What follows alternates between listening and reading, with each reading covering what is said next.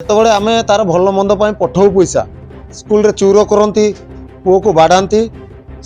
ସଞ୍ଜୀବ ରାଣା ମୋ ପୁଅକୁ ବାଡ଼େଇଲା ତାପରେ ତାକୁ କହିଲା କ'ଣ ନା ମୋ ପୁଅ ଯେତେବେଳେ ଫୋନ୍ କଲା ସେ କହୁଛି ଆଉ ଏଇ ବେଞ୍ଚରେ ଆଖିଟା କଳାଇଗଲା କହିଲା। ସେଠି ପୁଅକୁ ଦେଖିଲା ବେଳକୁ ତାର ଗୋଟେ କପଡ଼ା ନାହିଁ, ମାନେ ଗଞ୍ଜିଟା ପ୍ୟାଣ୍ଟଟା ଆଉ ଘୋଳିବା ପାଇଁ କିଛି ନାହିଁ। ଏଟା ସେ ପାଖରେ କିଏ ଗୋଟେ ଥିଲେ ସେମାନେ ଦେଇଛନ୍ତି, ସେ ଘୋଳେଇକି ସେ ଗୋଟେ ରହିଛି, ହେଲେ କେହି ତାକୁ ଜଗିବା ପାଇଁ କେହି ନାହିଁ। ଏ ଜଙ୍ଗ ତଳେ ଗୋଟେ କ'ଣ ଆସିଲା, ସେ କହିଲା 20,000 ଲାଗିବ। ଛୁଆକୁ ଯଦି ପାଠ ପଢ଼େଇତେ ସେଠି ଛାଡ଼ିଲୁ ତ ଆମେ ଏଇଟା କ'ଣ କରିବୁ? ଆମେ ପଇସା ନେଇକି ଯିବୁ ନା ଫିରି ଆମେ ଛାଡ଼ିବୁ ଏମିତି?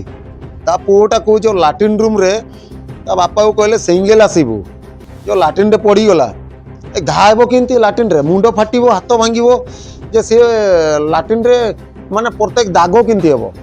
ଏଇଠି କ'ଣ ଗୋଟେ ବାହାରିଛି କହିଲେ, ବଥ କହିକି ଆମକୁ ଡାକିଛନ୍ତି। ବଥ କହିକି ଡାକିଲେ, ଦେଖିଲା ବେଳକୁ ପୁଅକୁ ଟର୍ଚର ହେଇଛି, ସିଏ ଆଖି କଳା ହେଇଥିଲା, ନାଲି ପଡ଼ିଥିଲା। ଆମେ ସେଟା ବି କହିଛୁ, ଲାଟ୍ରିନ୍ରେ ପଡ଼ିଲା ପରେ ବି ଯଦି ଯାହା କିଛି ବି ହେବ, ସ୍ଲିପ୍ ହେଲେ ମୁଣ୍ଡ ଫାଟିବ ନହେଲେ ଫୁଲିବ। ଏ ଡାଇରେକ୍ଟ ଏଇ ଚିହ୍ନ ବା କେଉଁଠୁ ଆସିଲା? ମୋ ନାଁ ହେଉଛି ମଣ୍ଟୁ ମୁଣ୍ଡା, ମୋ ଘର ହେଉଛି ଟିକର ଗୁମରା। ମୋ ପୁଅ ପଢ଼ୁଥିଲେ କିସ୍ରେ, କିସ୍ ତା ହେଉଛି ସେ ହେଉଛି ଲିପୁନ ମୁଣ୍ଡା, ସେ ହେଉଛି ତୃତୀୟ କ୍ଲାସ୍ରୁ ଛାଡ଼ିଥିଲି। ତାପରେ ତାର ତୃତୀୟ କ୍ଲାସ୍ରୁ ଆଗରୁ ବି ସିଏ କାଛ କୁଣ୍ଡିଆ ବିଭିନ୍ନ ପ୍ରକାର ବାହାରିଲା। ସେତେବେଳେ ଆମକୁ କିଛି ଜଣେଇଲେନି। ସେ ଏପଟେ ପୁସୁରି କ'ଣ ମାଆ କ'ଣ କୁହନ୍ତି ସେ ବାହାରିଲା। ଆମେ ହେଟାରେ ଏତେ ଧ୍ୟାନ ଦେଲୁନି।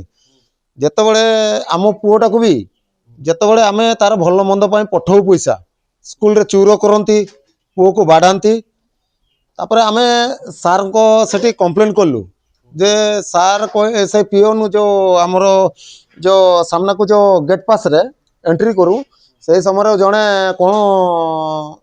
କ'ଣ ଗୋଟେ ନା ତାଙ୍କର ରୁହ ମନେ ପଡ଼ୁନି, ସେ ପାନ ସବୁବେଳେ ଖାଉଥାଏ। ପାନଟା ଲମ୍ବାଇକି ଲୋକଟା ପାନ ଖାଉଥିବ। ସିଏ ସେ ସେତେବେଳେ କ'ଣ ନା କିସ୍ରେ ଭୁବନେଶ୍ୱର। ତ ସେଇଟା ଆମର ଯେତିକି ଯାହା ହେଲା ଆମେ ସମାଳିକି ରହିଲୁ। ଯେଉଁ ଏଇନା ଆମର ବଡ଼ ଭାଇର ପୁଅଟା ଜଣେ ନଷ୍ଟ ହେଲା, ତା ପୂର୍ବରୁ ବି ମୋ ପୁଅର ତାକୁ ଜଣେ ସାର୍ଙ୍କ ନାଁଟା କ'ଣ ସଞ୍ଜୀବ ରାଣା ମୋ ପୁଅକୁ ବାଡ଼େଇଲା। ତାପରେ ତାକୁ କହିଲା କ'ଣ ନା ମୋ ପୁଅ ଯେତେବେଳେ ଫୋନ୍ କଲା ସେ କହୁଛି ଆଉ ଏଇ ବେଞ୍ଚରେ ଆଖିଟା କଳାଇଗଲା କହିଲା। ଯଦି ଆଖିଟା କଳା ହେଲା, ଆଡ଼ମିସନ୍ କଲୁ ଆମେ କିମ୍ସ ହସ୍ପିଟାଲରେ। ସେଠି ଆଡ଼ମିସନ୍ ହେଲା, ଆମେ ଡକେଇଲେ, ଆମେ ଗଲୁ, ଗାର୍ଡ଼ିଆନ୍ ଗଲୁ, ସ୍ୱାମୀ ସ୍ତ୍ରୀ ଗଲୁ। ସେଠି ପୁଅକୁ ଦେଖିଲା ବେଳକୁ ତାର ଗୋଟେ କପଡ଼ା ନାହିଁ, ମାନେ ଗଞ୍ଜିଟା ପ୍ୟାଣ୍ଟଟା ଆଉ ଘୋଳିବା ପାଇଁ କିଛି ନାହିଁ। ଏଟା ସେ ପାଖରେ କିଏ ଗୋଟେ ଥିଲେ ସେମାନେ ଦେଇଛନ୍ତି, ସେ ଘୋଳେଇକି ସେ ଗୋଟେ ରହିଛି, ହେଲେ କେହି ତାକୁ ଜଗିବା ପାଇଁ କେହି ନାହିଁ, କେହି ନାହିଁ। ସେଇପାଇଁ ମୁଁ କହୁଛି ଯଦି ସେଟା ପାଇଁ ଗଲୁ ତାପରେ ଦେଖିଲା ବେଳକୁ ବାହାରୁଛି ଅପରେସନ୍। ଏ ଜଙ୍ଗ ତଳେ ଗୋଟେ କ'ଣ ଆସିଲା, ସେ କହିଲା 20,000 ଲାଗିବ। ସେ ସାର୍ କହିଲେ 20,000 ଟଙ୍କା ଡକୁମେଣ୍ଟସ୍ ସବୁ ଧରିକି ଆସ, ହେଲ୍ଥ କାର୍ଡ଼ ସବୁ ଧରିକି ଆସ କହିଲେ। ତ ଆମେ ଛୁଆକୁ ଯଦି ପାଠ ପଢ଼େଇତେ ସେଠି ଛାଡ଼ିଲୁ ତ ଆମେ ଏଇଟା କ'ଣ କରିବୁ? ଆମେ ପଇସା ନେଇକି ଯିବୁ ନା ଫିରି ଆମେ ଛାଡ଼ିବୁ ଏମିତି? ତ ଆଜି ମୋ ଛୁଆକୁ ଆଣି ଆସିଲି ବୋଲି ଟିସିରେ ଜଣେ ଫାଶୀ ହେଲା ବୋଲି ଟିସି ଦେଲେ। ମୋ ଛୁଆ ଭୟରେ କହିଲା ଆଉ ଗୋଟେ ଫାଶୀ ହେଇଗଲା। ମୋତେ ରାତି ଫୋନ୍ କଲା, ଆଉ ବାପା ଆଉ ମୁଁ ରହିବିନି। ଗୋଟେ ଲେଡ଼ିଜ୍ଟା କ'ଣ ନେପାଳୀ କ'ଣ +3 କ'ଣ ଗୋଟେ କଲେଜର ଝିଅଟା ଇଏ ହେଲା ବେଳକୁ ଏମାନେ ମୋ ପୁଅର ସେମାନେ କହିଲେ ଛାତରୁ ଓହ୍ଲିଛନ୍ତି ବୋଲି କହିଲେ। ଦେଖିଲା ବେଳୁ ଯଦି କ୍ୟାମେରା ଥାନ୍ତା ମୋ ପୁଅର ଛାତରୁ ଓହ୍ଲିବାର ତାର କ୍ୟାମେରା ଦେଖେଇଥାନ୍ତା।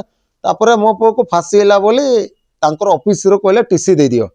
ଯେ ଆମେ ବାଡ଼େଇଲୁ, ସ୍ୱାମୀ ସ୍ତ୍ରୀ କହିଲୁ ତୁ ଏମିତି କାହିଁ ଭୁଲ କଲୁ, ସେମିତି ଆମେ କହିଛୁ। ତାଙ୍କ ସାର୍ ସାମ୍ନାରେ ଆମେ ବାଡ଼େଇଛୁ। ଦେଖିଲା ବେଳକୁ ଇନା ଯେତେବେଳେ ଯଦି ମୋ ପୁଅକୁ ଯଦି ଟିସି ଦେଲ, ମୋ ବଡ଼ ଭାଇର ପୁଅକୁ ଜାତି ବନ୍ଧୁ ଗାଁ ପଡ଼ିଶା ଲାଗି ବି ମୁଁ ବଡ଼ ଭାଇ ମାନୁଥିଲି। ତା ପୁଅଟାକୁ ଯେଉଁ ଲାଟ୍ରିନ୍ ରୁମ୍ରେ ତା ବାପାକୁ କହିଲେ ସିଙ୍ଗେଲ ଆସିବୁ, ଯେଉଁ ଲାଟ୍ରିନ୍ରେ ପଡ଼ିଗଲା, ଏ ଘା ହେବ କେମିତି ଲାଟ୍ରିନ୍ରେ, ମୁଣ୍ଡ ଫାଟିବ, ହାତ ଭାଙ୍ଗିବ, ଯେ ସିଏ ଲାଟ୍ରିନ୍ରେ ମାନେ ପ୍ରତ୍ୟେକ ଦାଗ କେମିତି ହେବ। ସେଇଟା ମୁଁ ଆପଣଙ୍କୁ ଜନତା ଇଏକୁ ମୁଁ ଗୁହାରି କରୁଛି, ଆପଣ ଟିକେ ଆମକୁ ସାହାଯ୍ୟ କରନ୍ତୁ ଆଉ ୟାକୁ ନ୍ୟାୟ ଦିଅନ୍ତୁ। ଆପଣଙ୍କ ପାଖରୁ ଆମେ ଗୁହାରି କରୁଛୁ। ସେଠି ଚାଲିଛି, ଏଠି ହେଉଛି ବହୁତ ପିଲା, ଯେତିକି କ୍ଷମତା ନାହିଁ ସେତିକି ଏଠି ହେଉଛି। ସେଠି କିସ୍ କ'ଣ କିସ୍ରେ ଖାଲି ମାଷ୍ଟର ଯେଉଁ ଚାକିରି କରୁଛନ୍ତି, ପିଅନ କରୁଛନ୍ତି, ତାଙ୍କର କିଛି ଦାୟିତ୍ୱ ଜ୍ଞାନ ନାହିଁ। ପିଲା ଇଏ ଭିତରେ କିଛି ଗାର୍ଡିଆନ ନାହିଁ, ମନ ଇଚ୍ଛା ମନ ଯାହାକୁ କହୁছে ତୁ ବେ ବା ଗାର୍ଡିଆନ ଗୁଆକୁ ବି କହନ୍ତି, ସମ୍ମାନ ଦିଅନ୍ତିନି। ଯେତେବେଳେ ପୁଅକୁ ଦେଖିବା ପାଇଁ ଯିମୁ ହେଲେ ବି ଦ୍ୱିତୀୟ ତୃତୀୟ ଯିବ, ସେତେବେଳେ ଗୋଟେ ସମ୍ମାନ ପାଇବ ନାହିଁ। ଏ ତୁମ ମନ ଇଚ୍ଛା ଆସିଲ କି, ପଶିଗଲ କି, ତାଙ୍କୁ ଧକ୍କା ମାର, ସାଇଡ୍ କର, ନହେଲେ ପୁଅ ପିଲାକୁ ଦେଖିବା ପାଇଁ ବନ୍ଦ କରିଦିଅ କହିବେ। ଆମେ କ'ଣ ତାଙ୍କ ଭରସାରେ, ସେମାନେ ମା ବାପ, ସେମାନେ ହିଁ ସବୁ ଆମର ବୋଲି ଆମେ ଭରସା କରିକି ତାଙ୍କ ଉପରେ ଛାଡ଼ିଥିଲୁ, ନିର୍ଭର କଲୁ। ହେଲେ ସେମାନେ ଆମ ଦାୟିତ୍ୱ ନାହିଁ, କିଛି ଦାୟିତ୍ୱ ନାହିଁ। ପିଲାକୁ ଆପଣ ଯୋଉ ନେଇଥିଲେ, ଯେତେବେଳେ ସେମାନେ ଏଠୁ ନେଇଥିଲେ ପିଲାକୁ, ଆଜ୍ଞା, ସେମାନେ କ'ଣ କରିକି ନେଇଥିଲେ, କ'ଣ କରିଲେ ପିଲାକୁ? ଆମ ଏ ଯେଉଁ ଆଡମିସନ କଲୁ ବେଳେ ଆପଣ କିଛି ଚିନ୍ତା କରିବେନି। ଏଠି ଏଠି ସବୁ ଆଡମିସନ ଆମେ ପକେଇଲୁ ଫର୍ମ, ତାପରେ ସେମାନେ କହିଲେ ଏଠି କିଛି ଅସୁବିଧା ହେବ ନାହିଁ, ଆଉ ଖାଇବା ପିଇବା ନାହିଁ ଏଠି, ଖାଲି ଏତିକି ନିଜର ଖାଲି ଡ୍ରେସଟା ସଫା କରିବ, ଖାଲି ଯଦି ପାରିବ ତ ସଫା କରିବ। ଯଦି ଅତି ଛୋଟ ହେଲେ ସେମାନେ କ'ଣ ଆମର ଯେମିତିକି କୁହନ୍ତି, ଏଇ ଯେଉଁ ଛୋଟିଆ ଛୁଆ ମାକୁ ଯେଉଁ ପୋଷନ୍ତି ଧାଇମା ଭଳିଆ ସେଠି ଅଛନ୍ତି, ସେମାନେ କହିଲେ ମେସିନରେ ସଫା ହେବ। ହେଲା, ମେସିନରେ ସଫା ହେବ ବୋଲି କହିଲେ, ଦେଖିଲା ବେଳକୁ ଏଠି କିଛି ନାହିଁ। ଯଦି ଯିଏ ନ ସଫା କଲା, ପେଣ୍ଟ ଚୋରି ହେଉଛି, ସେ କିଛି ଗାଇଡ୍ କରୁନାହାନ୍ତି। ଆଜ୍ଞା, ମୋ ପୁଅ କହିଲା, କମ୍ପ୍ଲେନ୍ କଲା, ମୋତେ କହିଲା ବାପା ମୋତେ ଫୋନ୍ କରିଥିଲା, ସେ କମ୍ ସେ କମ୍ ଏଟା ଗୋଟେ ଟାଇମ୍ଟା ତ ଏତେ ଆଜ୍ଞା କହିପାରିବୁନି, ଅନୁମାନରେ କହିବି ହେବ 8ଟା କି 9ଟା ପାଖାପାଖି। ଟାଇମ୍ଟା କହିପାରୁନି, ଏତେ ତଳ କଥା ନା, କହିପାରୁନି। ସେ କହିଲା ସାର୍ କହିଲେ ଆପଣଙ୍କର ପୁଅ ବେଞ୍ଚରେ କୁଟିଗଲା। ମୁଁ କହିଲି ଆଜ୍ଞା ଯଦି ବେଞ୍ଚରେ କୁଟିଗଲା, ସେ ଆଖି ପାଖରେ କେମିତି କୁଟି ହେବ? କୁଟି ହେବ କହିଲା, ତ କୁଟି ହେଲେ ଗାଲରେ ରହିବ, ଯାହା କିଛି ଦାଗ ରହିବ, ତ ଆପଣ ଧମକେଇବେ କାହିଁକି ସେଠି?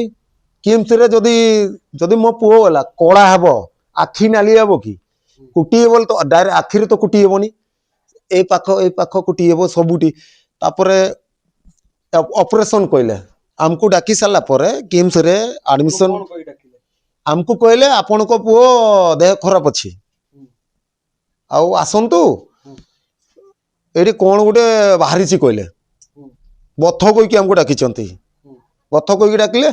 ଦେଖିଲା ବେଳକୁ ପୁଅକୁ ଟର୍ଚର ହେଇଛି, ସିଏ ଆଖି କଳା ହେଇଥିଲା, ନାଲି ପଡ଼ିଥିଲା। ଆମେ ସେଟା ବି କହିଛୁ, ଏ ସାର୍ଙ୍କୁ ଜଣେଇଛୁ, ଆପଣଙ୍କୁ ଅଧିକାର କିଏ ଦେଲା?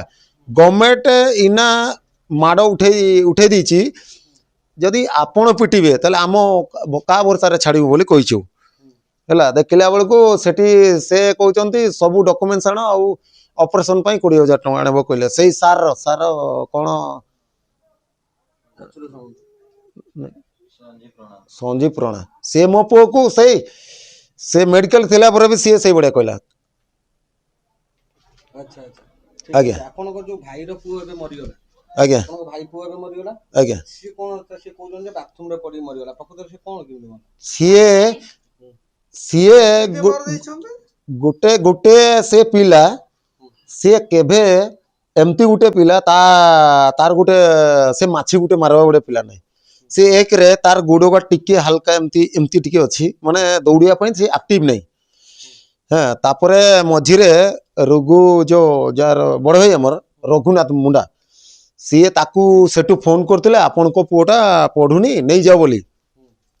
ସିଏ ଭାଇ ଆମକୁ ମଝିରେ ମୋତେ ପଚାରିଲା ପଚାରିଲା ତାପରେ କହିଲା ଆଉ ନାଇଁ ପଢ଼ୁ କାହିଁ ଆଣିବି ଯେ ଲାଟ୍ରିନ୍ ରୁମ୍ରେ ପଡ଼ିଲା ଯଦି ପଡ଼ିଲା ସେ ତ ବାଡ଼େଇ ବୋଲେ ପଛକୁ ପଡ଼ିବ ନହେଲେ ସାଇଟ୍ ହେବ ନହେଲେ କ'ଣ ହେବ ଯେଉଁ ଏକା ଫୁଲିବ ନା ମାର୍ବଲଟା କ'ଣ ପାଇଁ ବିଛା ହେଇଛି କିସ୍ରେ ଆପଣ ତ ଜାଣିଛନ୍ତି ଯଦି ଏତିକି ଲୋକ ଲାଟ୍ରିନ୍ରେ ପଡ଼ିଲା ପରେ ବି ଯଦି ଯାହା କିଛି ବି ହେବ ସ୍ଲିପ୍ ହେଲେ ମୁଣ୍ଡ ଫାଟିବ ନହେଲେ ଫୁଲିବ ଡାଇରେକ୍ଟ ଏଇ ଚିହ୍ନ ବା କୋଉଠୁ ଆସିଲା